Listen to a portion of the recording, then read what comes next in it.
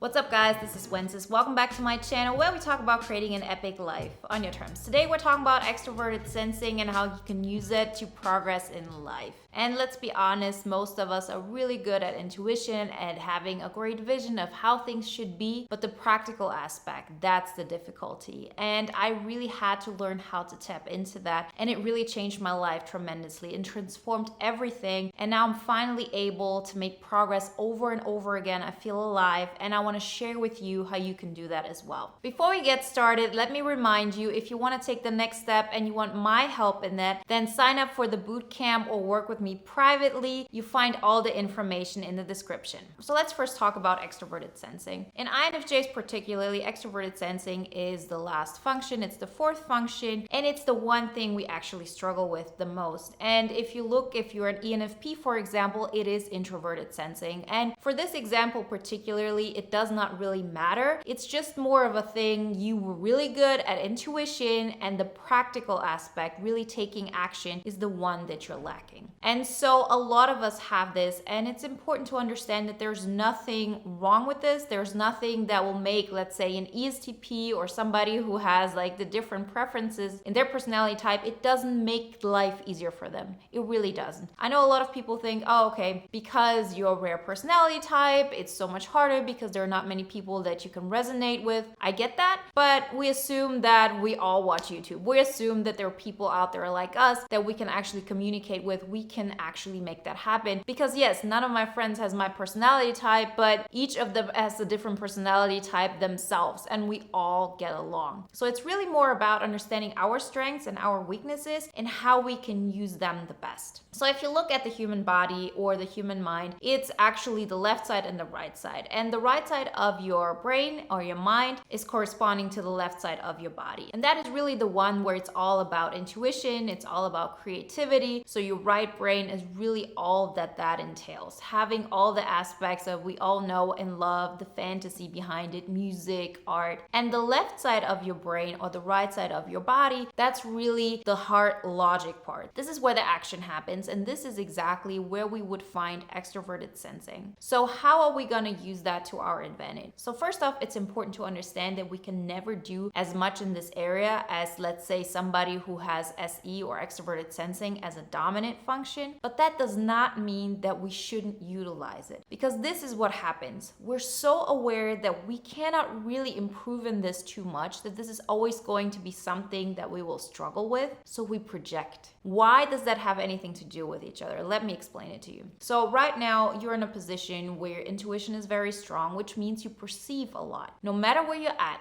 you're really great at improving the current situation, at optimizing it, at understanding how it could be in the best way possible. But you do that with your current state. You have your current reality, this is what you see, and since it's hard for you to get out of that reality, you can improve it very, very well, but you still stay at this place. And this is actually counterintuitive to what a lot of people think, which is, okay, intuitive people, they have like all these great visions and they can imagine so much. Yes, they can, but you still need the basis point. You still need to start where your life is at. So what I did for a long time, I was really able to dig deep into other people's minds, to understand what they really want, to really make it about them and make them feel so immensely great. But since I'm in the current situation, I'm not able to understand that this person that I'm actually analyzing so much, that I want to do everything for so I can improve also my life through it, that they're probably not good enough for me, that I'm putting way too much into this relationship that I'm getting out. But I cannot see besides that, because the lack of my SE is really hindering me to get out of it. So when I say the lack of SE, it's also important to understand that it's not that you don't have it at all. We all have it, and we can all utilize it. But we feel if I would take that on, I will not be able to expect that same thing from others. Because this is what happens. The moment you say, okay, I'm gonna tap into my SE, and you do it correctly. We're gonna talk about how to tap into it a little later, but for now, I just want you to imagine that you can do it. What happens at that moment, and I can speak from experience here, this is something I do, this is actually everything that all my programs are based on, because I know that we really struggle with this, is that you actually are able to tap into it. What happens at that moment is that you actually push people away, because every time you step into your SE, into your extroverted sensing, you minimize your intuition. This happens every single time. What you do is you step into the right side of your body, so you utilize more of your left brain, which means that you move forward. You create a vacuum which you don't allow other people's ideas or what they think about or what's just happening in your current life to have an effect on you. You're not allowing it to come into your system. You're not perceiving it anymore. So NI is a perceiving function, and this is the thing we're so good at. So if you utilize your introverted intuition, you have the amazing capability to actually allow all of it into your system, to perceive everything that's going on, and to create this vision that helps you to improve not only your situation, but the situation of everybody around you. So the moment you say, okay, I'm gonna step into SE, what do? You take action, you change your circumstances,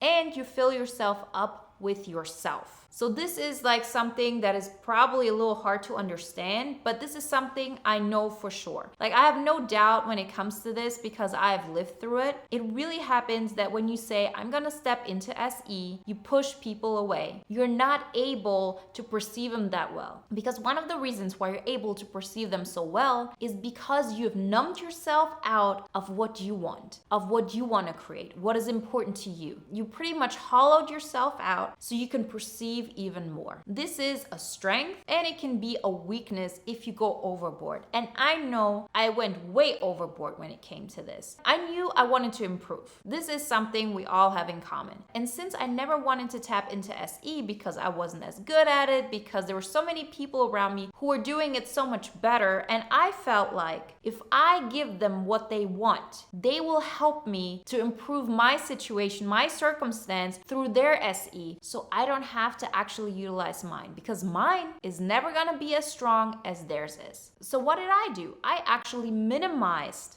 my SE more and more. I actually hollowed myself out even more. I put myself into their world more and more, and I allowed my intuition to take place. So what happens is that you just go into this direction and you go deeper and you go deeper. And with every time you go deeper, what happens is, first off, your FI goes off the roof. This is something that is just like the most beautiful and most horrible thing I have ever experienced in my life. And I know a lot of INFJs go through this, and it's actually something that's sometimes very romanticized because this is how we actually love to love. It's very passionate and it's full of drama. It's like Romeo and Juliet, and it's like this passionate drama. But we don't have the capacity to go that deep and feel good about it. How often does it happen that you get into these phases where the emotions are at the highest you can imagine, and you feel so deeply for yourself, for the other person, you connect like everything you can only imagine, and you just don't know how to get out of that. You're digging a hole for yourself more and more, in which you matter less and less. You just become a part of somebody else's story, of somebody else's emotional roller coaster, and you love that because you feel you're completely in your element, and this is how you can grow. There's always a downside to this. Of course there is, because the more you give up of yourself, the less good you feel. You see that you have to make compromises, you're willing to make those compromises, and you don't even recognize that it's happening. So once you understood that this is not the way you want to go, and I really hope you're one of the people who has gotten this. I mean, this community has gotten better over the last years, but the first time I started doing videos on the INFJ topic, it really bothered me that the entire atmosphere was, poor me, I'm an INFJ, nobody understands me, I'm so misunderstood, I suffer so much.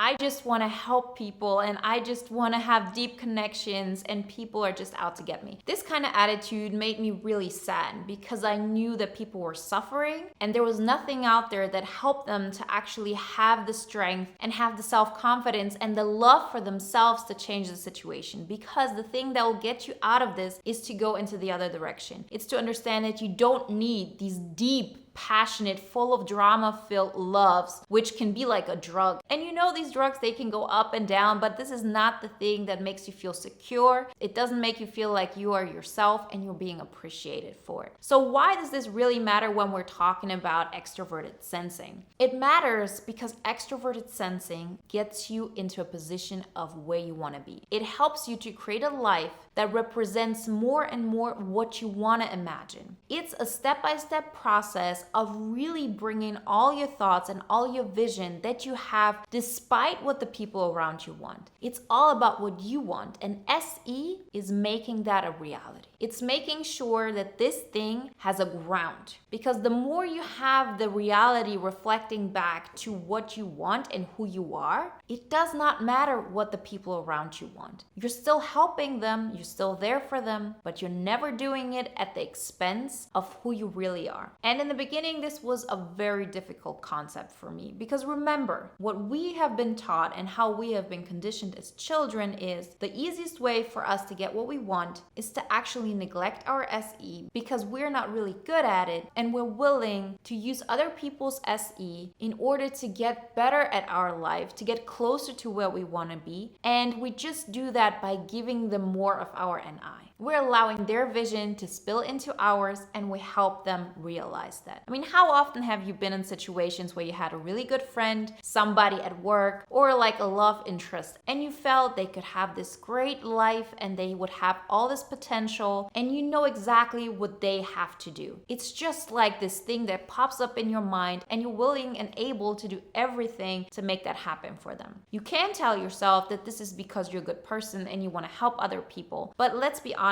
here, just because you want to help other people, that does not mean that we're not doing it out of selfish reasons as well. We're human beings, and in the end, we do absolutely everything for ourselves. In the end, this is not something that makes you a bad person, it's just called survival. And even when we help other people, we also do that because it makes us feel good. It gives us a feeling of I'm valuable, I will have somebody that belongs to me, or there's some kind of social inclusion. All of it plays a role. So when you understand that you can only help people that much, if you don't move forward from where you are, you will become very much aware that you need to step into your SE. Because this is the thing, if you have these amazing relationships with somebody who takes care of the SE part for you, you will always have to make compromises on what you really want. We're not saying that when you're in a healthy relationship or when you're in a healthy friendship or just in your life altogether that you can't make compromises or that you can't have a vision that works for both of you where one of the people in it or the people around you are doing more of the practical SE work and you're doing more of the vision work. That's not what I'm saying. But what I'm saying is that it's important to understand what you want, where you want to go, what the vision is for your life. That is the thing that will help you to actually move forward. And every time you're able to access SE and use it and improve your life on your terms, you actually become more of yourself. You have more energy to begin with, and every person that you will be able to help from that moment forward, you'll be able to do it on a much higher scale because you yourself have improved from being on this level and only being able to help people on this level as well because you can only give what you have. You know, we always talk about your cup full of energy, and the best thing is, of course, to give of the cup that is overflowing. That's why it's so important to give to yourself first. But even if you wouldn't be doing this, the most you can give others is just the majority of your cup. You need a little bit to survive, but all you can give is that cup. So if you grow, you will first off never ever start giving from your cup if it's not overflowing. You have learned that this is the best way to move forward. But even if you would be able to help so much more because your cup becomes bigger the bigger you are. So how do we actually tap into SE? How will we make this happen? So if you look at somebody who's a dominant, extroverted, sensing personality, you will see that they're really good at taking action. They're really good at conquering things, of doing it all. I remember having coworkers who were ESTPs and they were just so busy and productive in a way of how much they could accomplish. There's no way I could do all of that. I'm not even thinking about that this could be a possibility. So every time I would compare myself to that person, I would always lose in that regard. I can never do the same amount of work that they can. But here comes their difficulty. SE personalities are so used to building and creating that it's hard for them to have an overall vision. It's hard for them to see the overall situation and to optimize it in a way without exerting a lot of strength, without doing the hard work. It's hard for them to see what the best vision is for them because there's so much of their own energy going on that they actually fill up everything with their own mind that it's hard for them to perceive. It's hard for them to tap more into their right side of their mind, to actually allow to receive more of what could naturally happen, what you're open to see opportunities and therefore improve your life. So altogether, we could have two people of, let's say an ESTP personality and INFJ personality, which would have just as much strength in their dominant function as in their weaker function. And they would be able to move forward as much as the other one. Because the things that are lacking in the one personality, the other one would be really great at, and the other way around. But if you say, okay, we're gonna get together, for example, the problem is that you would give up too much of what you want. You would make sacrifices and compromises, which would therefore still keep you at a certain level. They might help you for a while, yes, they would, but it would never be completely your vision. There are just too many compromises we have to make. So when you decide and you realize that you have two choices, you can either keep on going through life and still accessing none or barely anything of your SE and just trying to optimize everything that's going on around you. Yes, you might be able to project more into SE types to actually be the best thing, the best friend, the best coworker, whatever it is to them. So actually improve your life through that. That is the one thing you can do, but there's always a limit to that. Or you say, I'm tapping into my SE, which therefore will mean you will not be able to use their strength, because the moment you step into your SE, you won't be able to understand them so well as you have before. Remember, before you were able to understand everything about them. Because you were able to understand them, you were able to be everything they would need, and therefore you would get something in return. Maybe a better job because you're working for somebody and you understand exactly what they want, and therefore they want you in their team, just as an example. But the more you step into SE, the more you show up as your own version, the more all of your strength comes out, and you'll be less able to do that. So that means you need a new strategy. And that strategy means that you are going to stand up for yourself. You're gonna start fighting for yourself, knowing very well that your SE will never be as strong as somebody else's. But the good part about it is that once you start, it will get first off easier with time. And second of all, you're building your vision. You're building the best you can out of the thing that you imagine for your future. You're not sacrificing who you are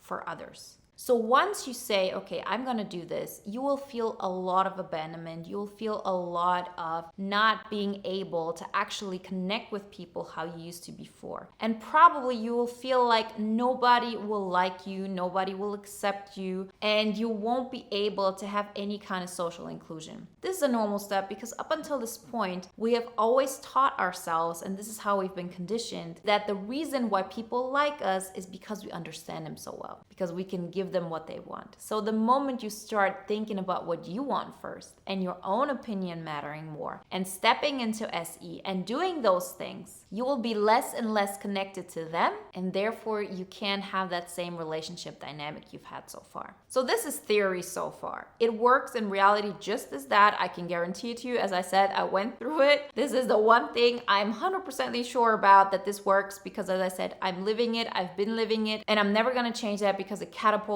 my life really into something completely new. But I had to understand that if I want to tap into SE, I have to do it in a very strategic way. I have to take on projects which are manageable for me, because the less energy you have in the beginning, and let's call it really the physical energy, so SE as in the strength to really be productive and push our life forward, if this is not something that you're good at, specifically in the beginning, you have to take on small steps and you have to be satisfied with that. You have to start building on it. And every time you start building on it and you create a better life for yourself, you're then able to actually create more because you have overall more energy. If I have overall more energy, I also have more SE. I have that much more NI and I have that much more SE. Of course, NI is still 10 times stronger than SE. Maybe not 20 times how it was before, because now I make sure that I lean actively into SE. But this works on autopilot. NI will not go away. So how do you apply it? First off, you get happy with little successes that you have. I remember when I, for example, started doing this channel, I was satisfied and happy with myself when I was able to take a shower on Sunday mornings, to put my makeup on, to sit in front of a camera and record a video. It was so hard for me. I cannot even explain it to you. And I said to myself, no matter what I do, I need to take responsibility for all the aspects in my life. It's going to be hard, specifically in the beginning, but I'm going to find a way to make it as practical as possible, to make it as accessible as possible, and to make it something that I can consistently do. And that's actually how the 5 pillars to an epic life got created. I really tried out different things, and I understood that if I want to move forward, I have to look at all of them. I have to make sure that I put my effort into physical energy management. So what can I do to strengthen my physical energy? That meant better food, that meant better sleep, that meant decluttering relationships that didn't have a dynamic that helped me become the best person I can be. Relationships that were probably based on me neglecting myself in order to be there for them. But it also meant decluttering things that I was actually having in my life that weren't beneficial, to go for the next things, meditating. This part, I really made a point to do active steps every single week in a way that pushes me out of my comfort zone, but it doesn't overwhelm me. At the same time, I had to look at my relationships and really also make small progresses. At this point, when I started, I was so low. I remember thinking about, okay, I want to have any kind of relationship with friends, and I need that. I need to change something because the way it has been so far has gotten me nowhere. I'm completely depleted of all the energy. I have not been able to face reality because my reality didn't represent what I wanted to live in. But if I want to improve something, I have to start where I'm at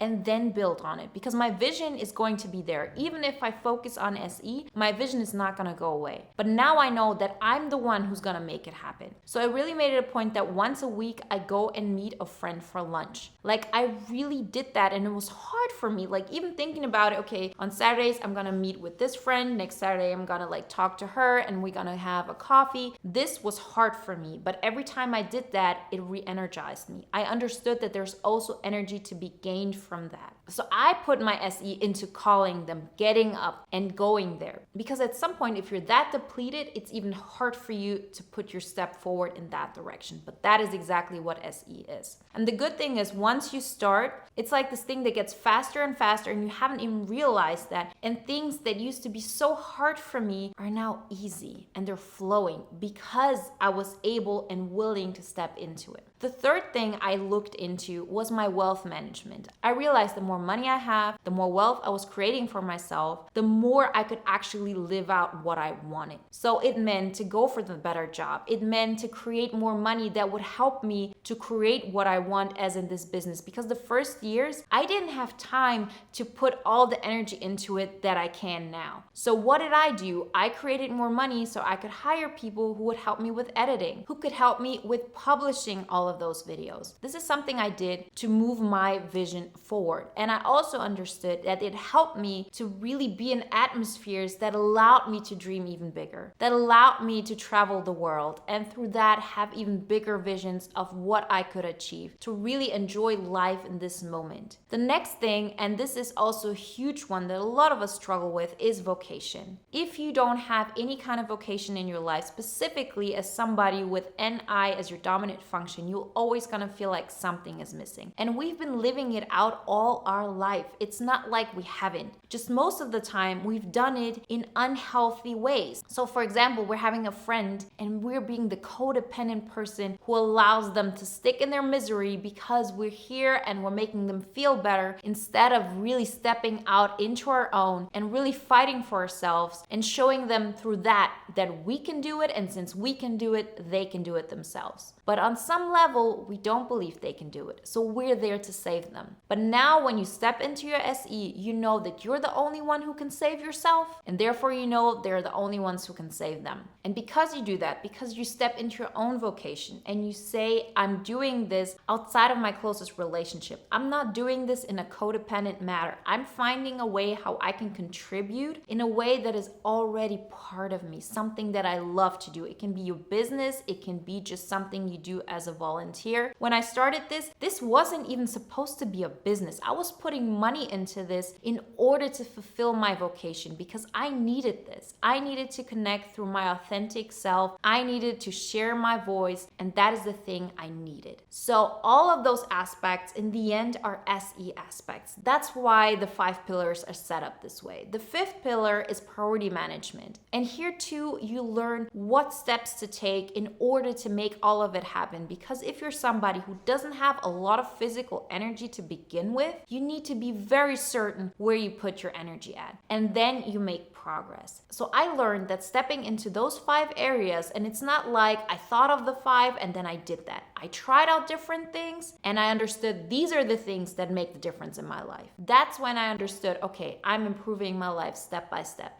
It becomes more and more my identity, my world, what I want in this life, and therefore I have more energy and I also have more SE. I have definitely more energy, probably 100 times more than 5 years ago because I did this system. Because I understood that if I want to have more energy and be able to help more people, to live out my vision and all that this entails, I have to be the one who steps into my SE, although this SE isn't that strong. That's why I always say start small. You just want to have success stories because every time you have a success story, you actually climb up the mountain, you have a better view, you have a better vision. Every time you move forward in a direction which represents more of who you want to be, and reality becomes closer and closer to the vision you have in your mind, so you can set up an even bigger vision and you really feel the progress. So guys, if you haven't done this so far, download the free poster on the 5 pillars to an epic life. The link is in the description. And if you're ready to take on the next step, do it now. What are you waiting for? If this is really something that resonates with you, then go check out the masterclass or even sign up to the bootcamp because there we have personal accountability. It's a group, we talk to each other, we see where we're at, and we make progress in all the 5 pillars. And if you want to work with me privately, you find all the information below